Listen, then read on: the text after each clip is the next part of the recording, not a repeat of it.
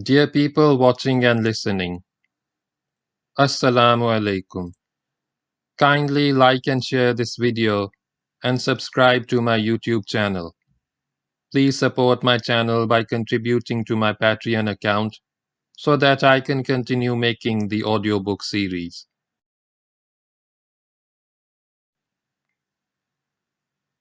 This book tells in detail about the Muslim conquest of Spain under the Umayyad Caliphate from 711 AD to 718 AD. The conquest is also known as the Muslim conquest of the Iberian Peninsula or the Umayyad conquest of the Visigothic kingdom.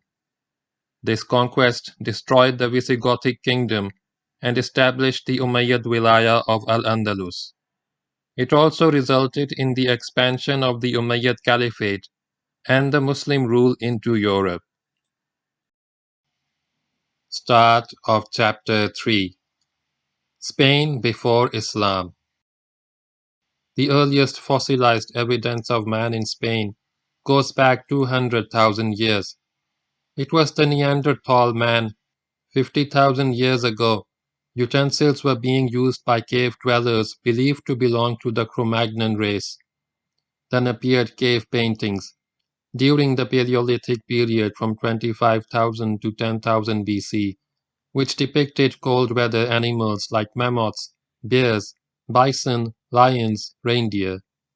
The authors of these cave paintings were savages, and the peninsula, like the rest of Europe, was cold and icy. Before the last ice age ended, the first people known to establish civilization in Spain were the Iberians, though they were not then so called. They came from white Africa. They were not black, and they were not European. They began to infiltrate north from Africa around 3000 BC, and while most of them settled in the south, many groups eventually moved along the coast up to the northeastern part of the peninsula. They were to act as the racial bedrock upon which future cultures would be founded. It was probably these Iberians who established the culture known as Almeria in the south of Spain, facing both the Atlantic and the Mediterranean. It lasted from 3000 to 2000 BC. It was a society of wealthy lords and a slave-like population practicing agriculture and maritime trade. This was followed by the El Argar culture in the same region from 1700 to 1000 BC. Their mining and metallurgy were quite advanced, with bronze, silver, and gold being mined and worked. They made weapons and jewelry. This culture spread to the center of the peninsula and the southeastern coastal region and crossed to the Balearic Islands. As the above culture declined around 1000 BC, Spain saw the rise of its last native culture, Tartesan. The Tartesans were probably the direct descendants of the Iberians, but may have been invaders from Africa akin to the Iberians. They built the city of Tartessus near the present Cadiz, which is believed to be the biblical Tarshish. The Tartessans had a rich kingdom whose economic structure included fishing, farming, and mining. They sailed the Atlantic. They were the first in Spain to have a written system and literature. Then came the foreign trading nations. The first of these were the Phoenicians from Tyre in Palestine. Attracted by trade and agriculture, they came in the 11th century BC, according to some accounts in the 8th century, and built many cities, including Cadiz and Malaga on the mainland and Ibiza on the Balearic Islands. So rich was Spain in precious metals that it was believed by the Phoenicians that the inhabitants plated their anchors with gold. In the 8th century BC, the Greeks also appeared, and in course of time, they also traded with the peninsula. They founded a number of towns and trading posts in the south and southeast. By the 5th century BC, there was a system of writing on the peninsula which used Greek and Phoenician characters. The earliest West Europeans in Spain came from the north and were known as Celts, Greek Celtoi, Roman Gaul. They came from what is now France and southern Germany, and in the 7th or 6th century BC entered Spain and occupied the northern part of it. According to some sources, there were two invasions of Celts, the first in the 9th and the second in the 6th century BC, but they were peaceful invasions. The Celts were a tall, fair race, culturally backward, who mixed easily with Iberians.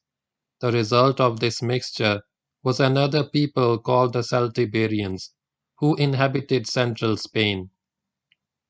By now, the middle of the first millennium BC, the peninsula had received the name of Iberia. Greek sailors called the people of the east coast Iberians, that is, those who dwelt in the valley of the river Iberus, which was Greek for Ebro, which in turn was taken from the original Celtic Aber, meaning river. The use of the name spread and the entire peninsula came to be called Iberia, and its inhabitants Iberians. This was only one of the names of the land. Before Iberia it was called Hispania, believed to be a Punic word meaning the land of rabbits. Later the Romans too called it Hispania. This was used concurrently with the Iberia of the Celts and the Greeks, but another Greek name of the country was Hesperia, that is, the Occident. The Muslims knew the peninsula as Andalus and believed in the legend that the first people to enter Spain after the flood were led by Andalus, great-grandson of Nuh alayhi salam. This Andalus gave his name to the land. They also believed that a Roman named Ishban binti Tash later conquered the peninsula and named it Ishbania, from which Hispania later evolved. Ishban is credited with founding the city of Ishbilia, which is the Arabic name for Seville. Actually, the name Andalus came from the Vandals, the Germanic barbarians whose story is related later in this chapter. Before going on to North Africa, they stayed a while in the south of Spain in the province which the Romans had named Baetica, but which the Vandals called after themselves, Vandalicia. This was later changed to Andalus. The Muslims used this word for the entire peninsula, though in the present day it denotes only the southern region of Spain. The three best-known names of the peninsula were Iberia, Hispania, and Andalus.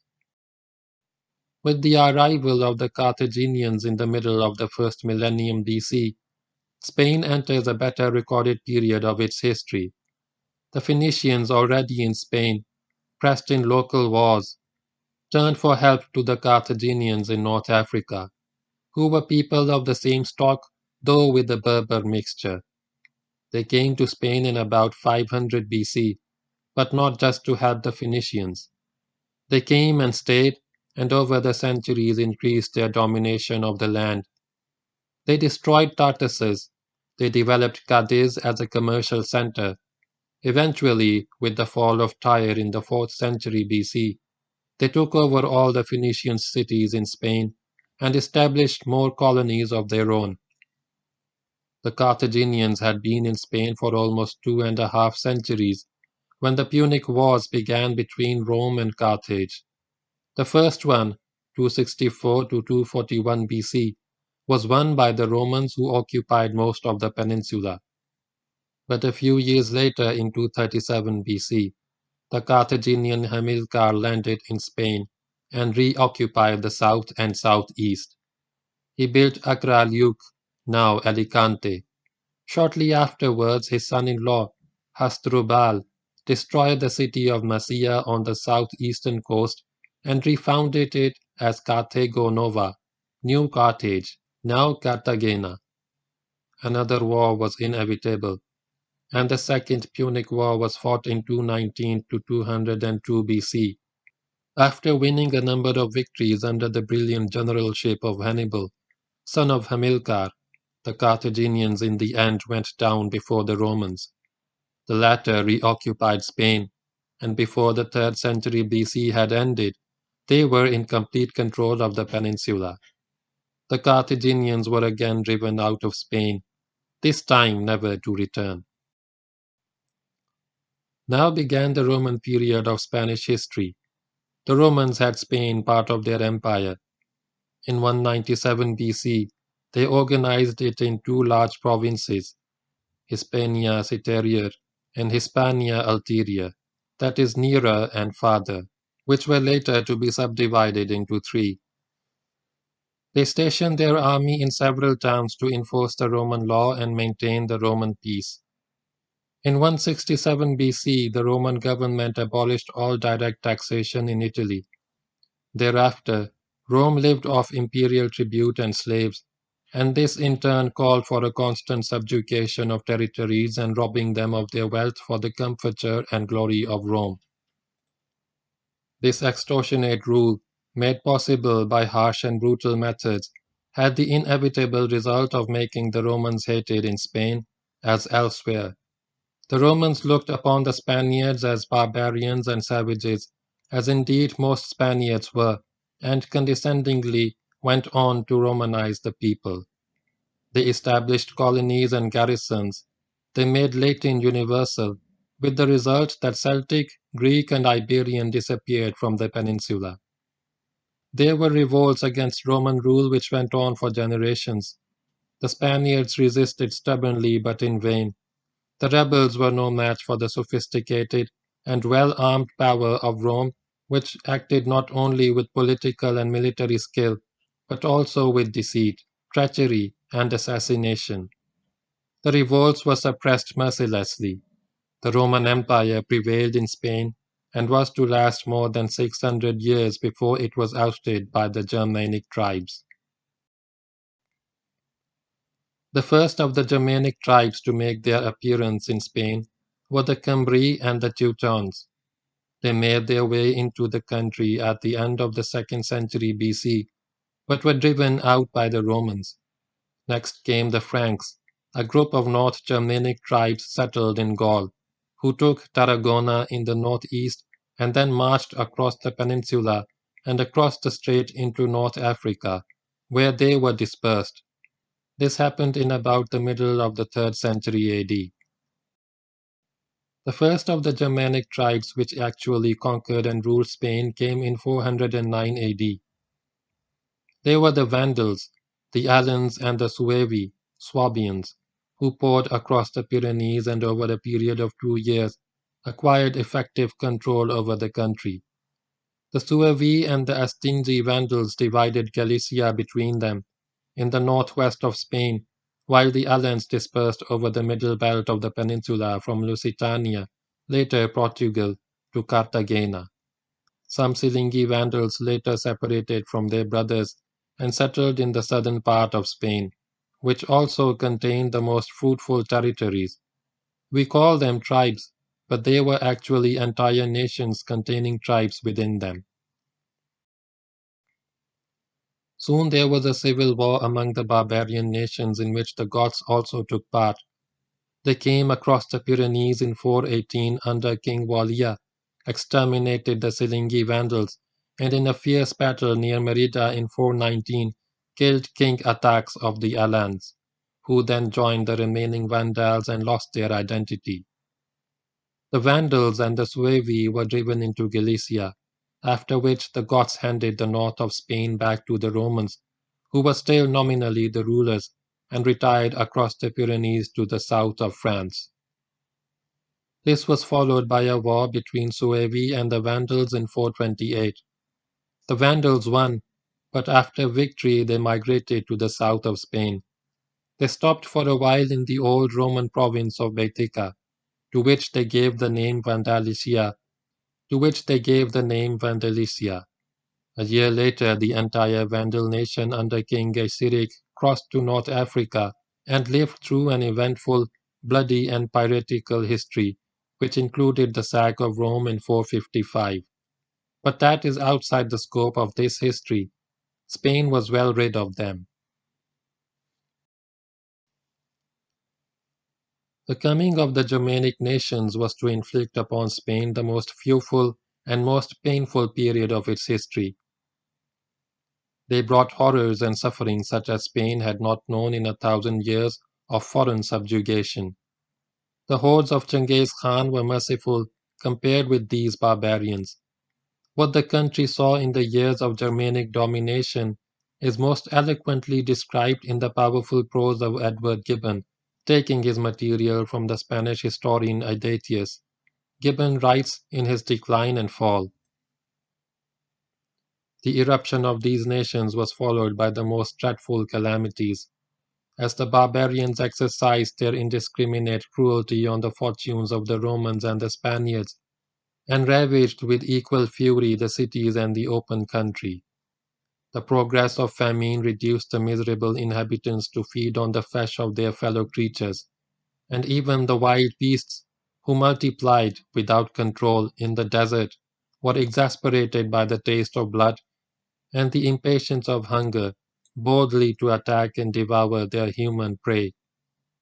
Pestilence soon appeared, the inseparable companion of famine. A large proportion of the people was swept away, and the groans of the dying excited only the envy of their surviving friends.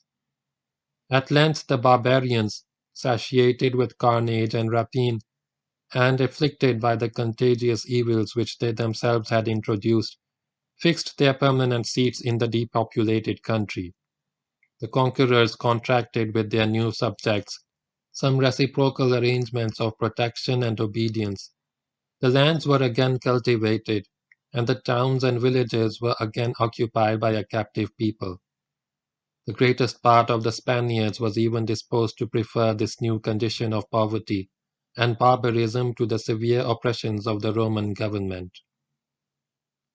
Reinhard Dozy, the renowned Dutch Orientalist of the 19th century, paints a similar picture, though he is kinder to the Romans.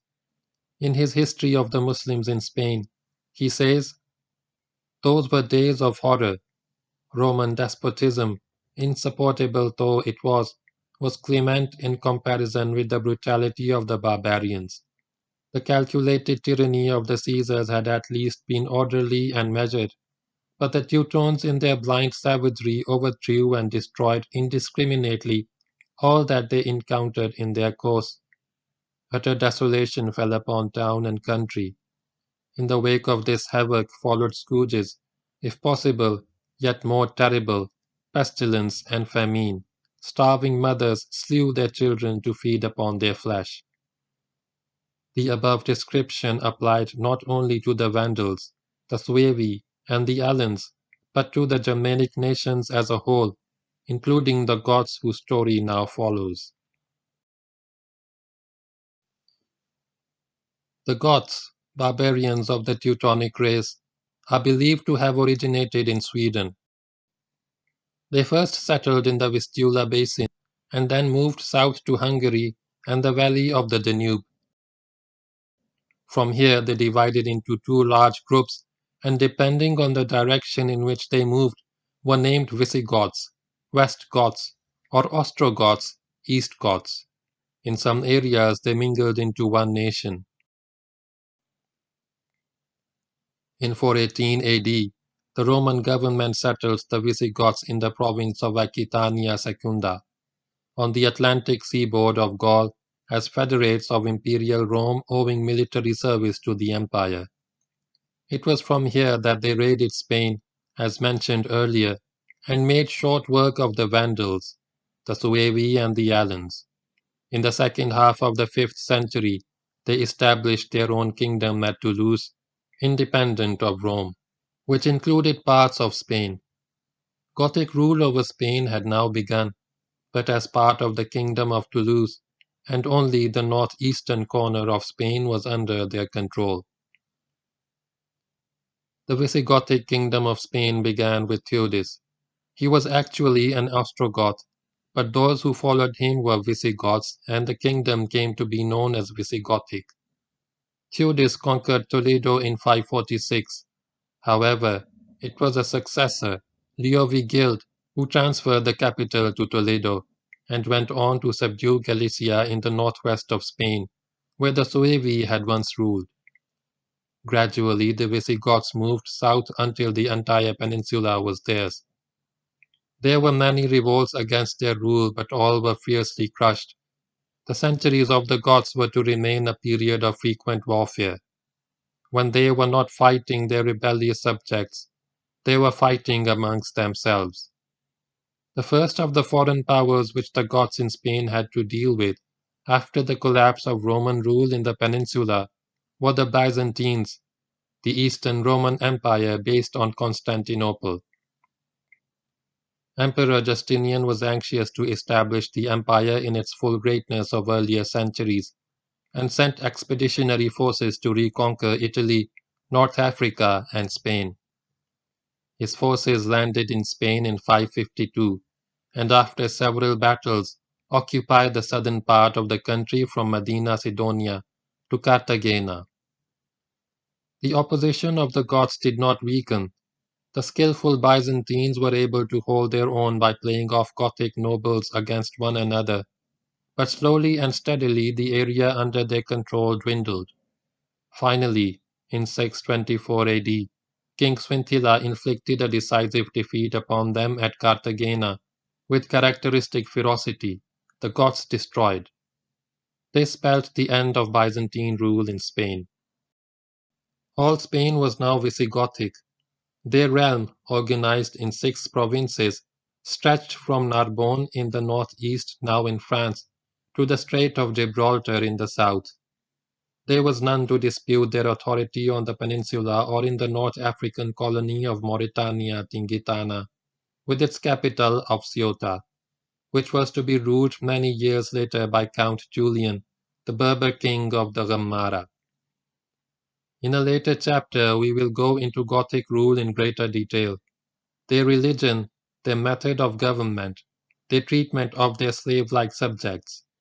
Here we will confine ourselves to certain pertinent events of their political history. We will take up the affairs of the Visigoths at the beginning of the 8th century, which more intimately concerns the Muslim invasion of Spain. In the Visigothic kingdom of Spain there was no tradition of peaceful dynastic succession. The monarchy was strictly elective. Upon the death of a king, a senate of nobles would meet and decide upon his successor.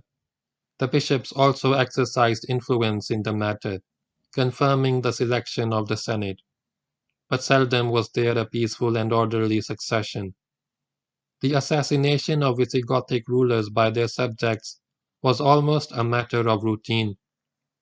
In the course of 2 centuries of Visigothic rule, only 2 kings were followed by their sons for more than 2 years. Because of this, kings would associate their sons with the throne during their lifetime in the hope that they would continue to reign after them. Sometimes the stratagem worked. Thus, in 700, King Agika appointed his son Witiza as joint ruler with him.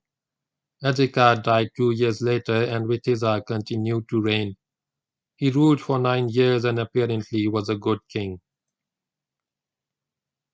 Witiza had a brother named Opas who was Archbishop of Toledo and Seville, and thus the highest dignitary of the church in Spain.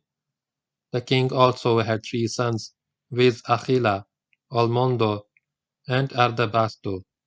Wanting Achila to succeed him as king, Witiza appointed him Duke of Tarraconeses, the large northeastern province of Spain, where he would gain experience and get accustomed to wielding power.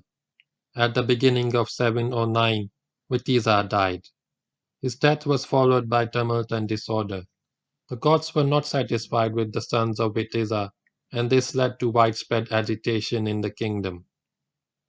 Finally, the Senate gave the crown to a noble Goth named Roderick, who had been commander of the Gothic cavalry under Witiza and also Duke of Betica, the southern and richest province of Spain. The selection was approved by the bishops and welcomed by most of the officials. Roderick was a distinguished general, known for his courage and military talents, and widely admired for his ability as soldier and statesman. All in all, he was one of the most powerful nobles of the land, and the best choice for the throne, though not of royal blood. There were those who attributed malice to Roderick. His father, who had been Duke of Betica before him, had been assassinated at the behest of or with the connivance of King Witiza, and his enemies suspected him of seeking vengeance. But since the monarchy was elective, Roderick was in no way bound to support the claims of the sons of Witiza. Perhaps he influenced the Senate in coming to a favorable decision with regard to himself by gathering a strong cavalry force at his provincial capital of Cordoba. However, he had the support of most of the nobles, most of the bishops, and most of the officials, and was thus no usurper. In the summer of 709, perhaps 710, he was proclaimed King of Spain. The younger sons of Witiza, Olmondo and Ardabasto, fled to Galicia with their mother and their uncle, Bishop Opas, but Aquila, Duke of Tarraconensis, challenged Roderick's right to the throne and sent an army against him to Toledo.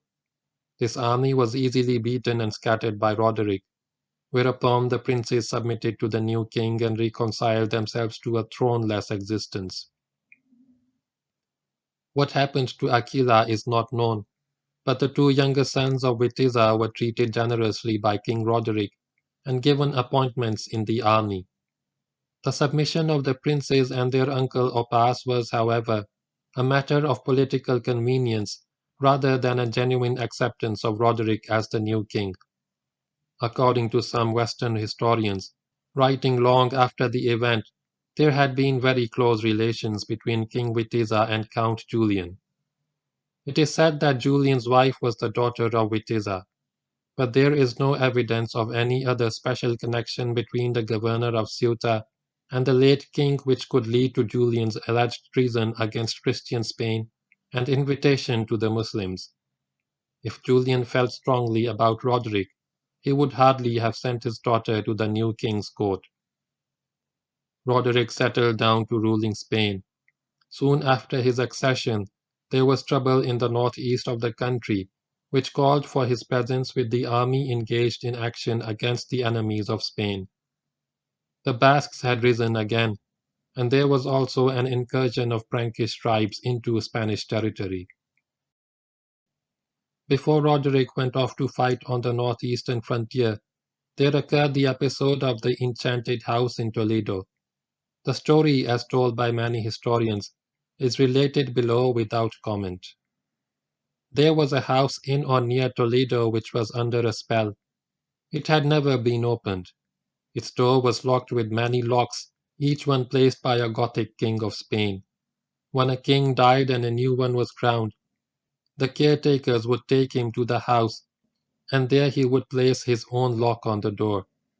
The locks were never opened and the house never entered, because it was believed that terrible things would happen if that were done. There were 26 locks on the door when Roderick was crowned. Now the caretakers came to Roderick, told him about the house, and asked him to put his lock on the door. "I shall not place a lock on it unless I know what is in it," Roderick replied. "I must open it." The custodians of the house were horrified at the king's words. What he proposed would be a sacrilege. "O king," they said, "no one has done that before. Beware of opening it." Roderick was adamant. He insisted on opening the door and going into the house.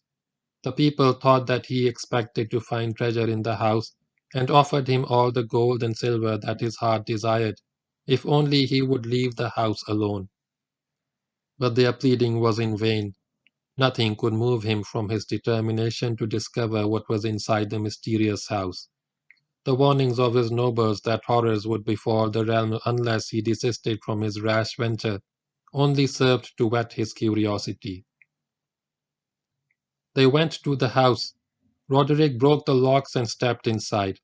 The house was empty except for a casket with a lock upon it. He broke this lock also. As he opened the casket, he found inside a scroll of parchment. He unfolded it. On the scroll were drawn pictures of people who looked like Arabs. They were mounted on Arabian steeds. They were armed with swords and had bows slung across their shoulders. In their hands were raised standards. Above the picture were inscribed these lines: When the locks are broken and this house is entered, and this casket is opened and the picture in it is exposed, then the people represented in this picture will enter Andalus and conquer it. Roderick was overcome by remorse and sorrow, and so were others present. Some were terrified. Roderick ordered the locks replaced and put sentries on the house. He lived thereafter as a troubled man. There are other and more elaborate versions of this tale, but the sense is much the same. For those who do not ask too many questions, this too was one of the causes of the Muslim invasion of Spain. The social and political conditions that prevailed in Spain under the harsh rule of the Goths will be described in a later chapter. Here it is sufficient to say that they were a brave and barbaric minority, ruling without mercy over a large and sullen majority, a good number of their subjects being serfs and slaves. The Goths were Christians, but rent with doctrinal dissension, and even as Christians they behaved in an unchristian manner. The Goths were big, strongly built men, well versed in the stratagems of war and the use of weapons. They could attack fiercely and defend tenaciously. They were trained to fight as infantry and cavalry, and had ample regiments of both, though the cavalry arm predominated. They were certainly not the weakened, softened nation that Count Julian had made them out to be. If some of their warriors were clad in skins, it was because they knew no better, and had nothing better to wear. They were only a little above the level of savages, while the people over whom they ruled were less barbaric only than their masters. Some Western writers have painted a picture of weakness and decline in the Visigothic kingdom, accentuated by this unity, suggesting that the Goths were not the men they used to be. This is a view of apologists. It is projected to explain away the defeat of the Christians. In other words, if there had not been this decline, they would not have lost to the Muslims.